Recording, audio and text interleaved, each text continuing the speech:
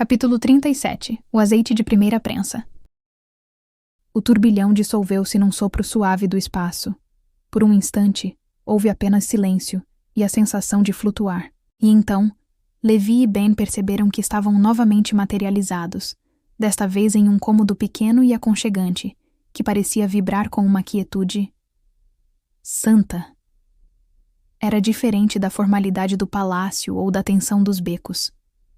O ar cheirava a linho limpo, a ervas secas penduradas em feixes no teto, e talvez um leve, quase imperceptível, aroma de azeite de boa qualidade. A luz suave e dourada, provavelmente do fim da tarde, entrava por uma pequena janela, iluminando prateleiras de madeira clara, repletas de rolos de pergaminho, que pareciam pesados com o conhecimento acumulado de séculos.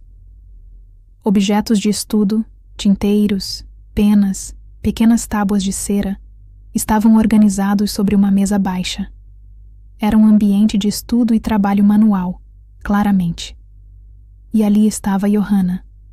Os cabelos castanhos estavam agora cuidadosamente trançados e enfeitados com fitas coloridas e alegres que a faziam parecer pronta para uma festa.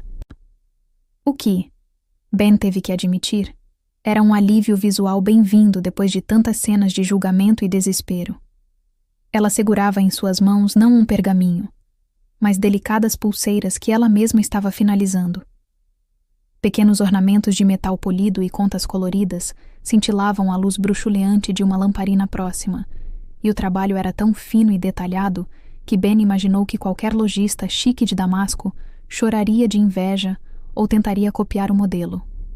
Ela se virou para a mãe, a Teret, a mulher de semblante bondoso e olhar perspicaz que eles já haviam visto antes. A Teret dobrava peças de tecidos finos com mãos hábeis e experientes, guardando-as com cuidado em um antigo baú de madeira escura, entalhada com motivos de romãs e videiras. Ima, mamãe, preciso vender estas peças que terminei, disse Johanna, a voz melodiosa como o som de um riacho, porém firme com uma decisão recém-tomada, enquanto mostrava as pulseiras brilhantes para a mãe. A Teret ergueu os olhos do trabalho, e uma leve surpresa suavizou as linhas de expressão em seu rosto cansado, mas gentil.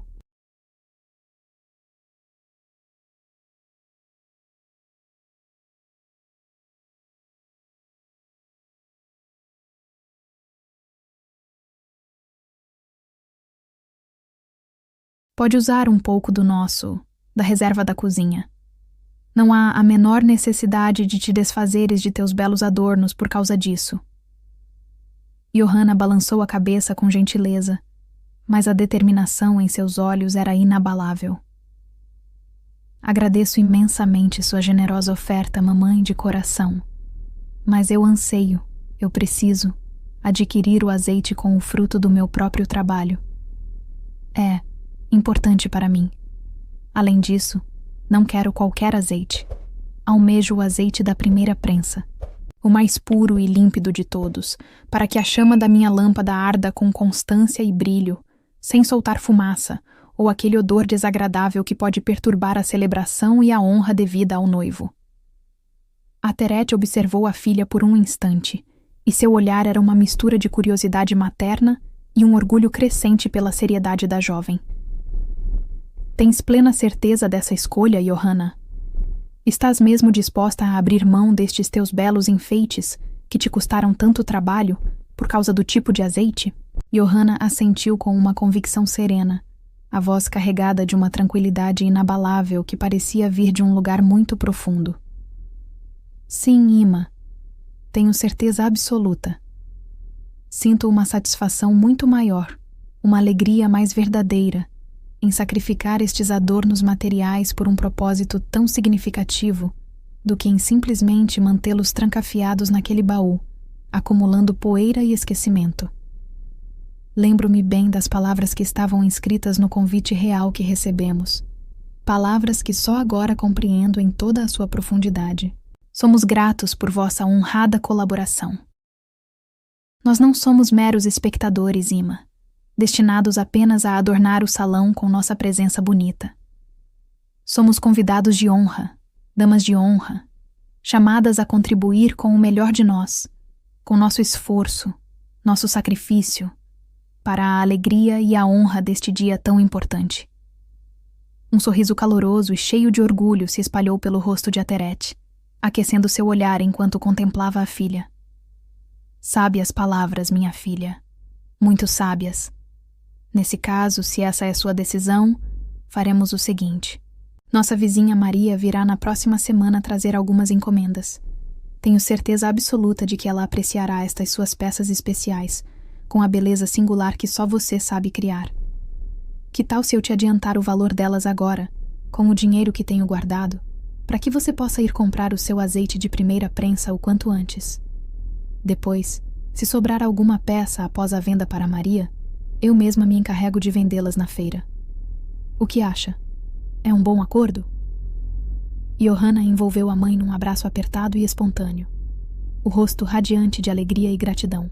Mamãe, eu sei exatamente o que a senhora está fazendo, tentando me ajudar sem que eu perceba, disse ela com um tom afetuoso e divertido, apertando o abraço. Mas agradeço imensamente sua bondade e sua compreensão. Aceito sua generosa oferta com toda a gratidão do meu coração. Desejo estar preparada para a celebração o mais breve possível. No dia seguinte, o sol ainda se espreguiçava por entre as colinas rochosas de Jerusalém, quando Johanna já atravessava os caminhos de pedra que levavam para fora da cidade, em direção ao Har HaZeitim, o famoso Monte das Oliveiras. Seus passos eram leves sobre as sandálias gastas, mas seu coração parecia carregar o peso e a importância de uma missão secreta, digna de um pergaminho real selado. No colo, segura com firmeza por ambas as mãos, ela levava uma pequena botija de barro bojuda, bem fechada com uma rolha de cortiça. Dentro dela, tilintando suavemente a cada passo, estava o resultado de semanas de trabalho paciente em suas pulseiras e enfeites. Ou talvez, Ben suspeitou com um sorriso, apenas o dinheiro que a mãe prática havia lhe adiantado na noite anterior. Vestida com simplicidade, uma túnica de linho cru, sem adornos, mas com um ar de propósito que a fazia parecer quase régia, ela caminhava determinada pela trilha que subia o monte, sentindo o cheiro adocicado e característico das oliveiras maduras, que dançavam suavemente com a brisa matinal. Os olhos de Johanna brilharam de repente, ao avistar, perto de uma grande prensa de pedra que Ben reconheceu vagamente de alguma história ou imagem, uma figura conhecida e respeitada. Era Jessé, um ancião de barba longa e branca como a neve que às vezes cobria o cume do Monte Hermon, famoso em toda a região por sua paciência infinita, e principalmente por extrair o azeite mais puro e claro que existia. Shalom, Sr. Jessé, disse Johanna, aproximando-se com um sorriso aberto e respeitoso. Shalom, shalom, menina Johanna, respondeu o velho, os olhos pequenos e enrugados se arregalando de surpresa e genuína alegria ao vê-la ali tão cedo. Que prazer inesperado! Que alegria vê-la por aqui! Seus pais estão bem? Ateret e o forte Obadias? Baruch Hashem. Estão todos bem, Sr. Jessé. Mas hoje vim por conta própria. Vim porque gostaria de comprar azeite. Azeite de primeira prensa, disse ela, a voz clara e animada, indo direto ao ponto. Os olhos de Jessé brilharam com um interesse renovado. Azeite de primeira prensa? Repetiu ele, a voz rouca e grave, como se estivesse testando a seriedade daquela jovem compradora. Você sabe o valor que ele carrega, não sabe, menina? Não é um azeite comum. Johanna assentiu com uma convicção que impressionou Ben. Sei sim, Sr. Jessé. É para a minha lâmpada. Fui escolhida como dama de honra para o casamento do príncipe Messias. E quero oferecer o meu melhor. Quero o azeite mais puro que houver. Aquele sem cheiro forte, sem fumaça. Aquele que queima com a luz mais clara. Jessé sorriu então, um sorriso largo que enrugou ainda mais seu rosto curtido pelo sol, como quem acabava de ouvir a mais honrosa das confissões. Nesse caso, minha jovem, você veio ao lugar certo. E mais, você merece ver o processo com seus próprios olhos. Venha comigo. Caminharam juntos por entre grandes tambores de barro, onde o azeite comum era armazenado, e cestos cheios de azeitonas escuras recém-colhidas, até chegarem à velha prensa de pedra maciça, que mais parecia uma pequena e rústica máquina do tempo, parada ali no meio do olival, silenciosa e sábia. Bem, curioso, observou a estrutura. Era simples, mas claramente eficiente, resultado de séculos de sabedoria prática. Uma grande mó de pedra circular, pesadíssima, suspensa por vigas de madeira grossa e cordas resistentes, equilibrada por contrapesos engenhosos. Logo ao lado, havia outras 3 pedras auxiliares, de tamanhos progressivamente maiores, que Ben imaginou serem usadas para aumentar a pressão. Jessé pegou um saco rústico de estopa e o encheu com azeitonas frescas, escuras e brilhantes. Colocou-o com cuidado sobre a base circular de pedra da prensa. Veja, Johanna, explicou ele, a voz carregada de orgulho pelo seu ofício. Esta é a primeira prensagem, a mais delicada. Ela não precisa de força humana, nem de peso extra. Apenas o peso suave da própria pedra principal sobre as azeitonas frescas. O azeite que escorre dela... esse é como um presente espontâneo da própria oliveira. O mais puro, o mais leve. 2 ajudantes jovens se aproximaram e ajudaram Jessé a posicionar a menor das 3 pedras auxiliares sobre a mó principal, apenas para garantir que o peso fosse distribuído uniformemente. Assim que a grande pedra desceu lentamente sobre o saco de azeitonas, o azeite começou a escorrer. Rá como ouro líquido, um fio dourado e translúcido, que deslizava por um pequeno rego esculpido na pedra, até a boca de um vaso de barro limpo posicionado ali embaixo. A luz do sol da manhã batia naquele óleo recém-prensado, e Johanna prendeu a respiração por um instante, maravilhada com a beleza simples e quase sagrada daquele gesto ancestral.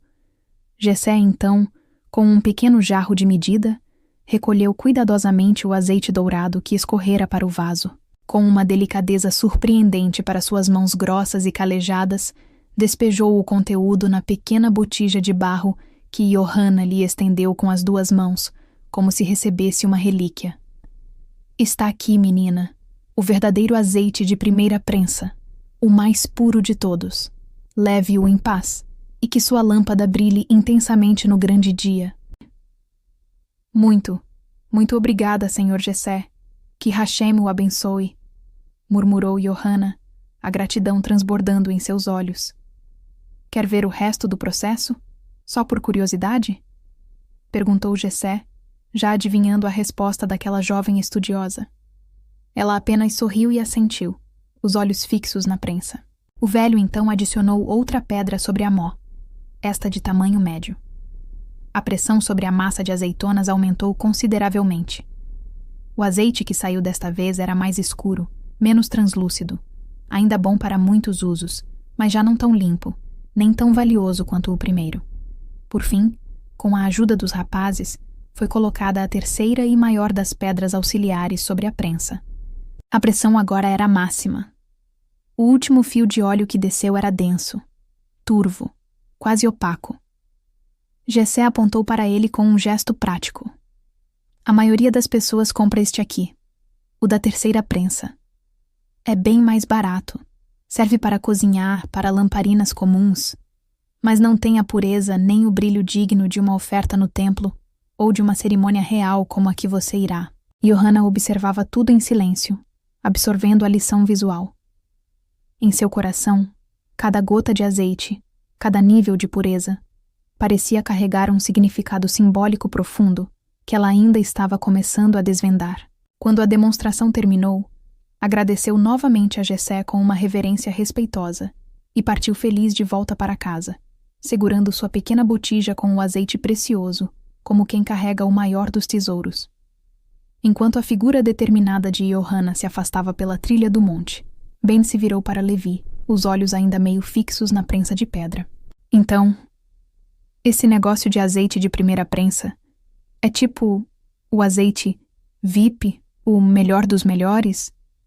Tipo o filé mignon do azeite?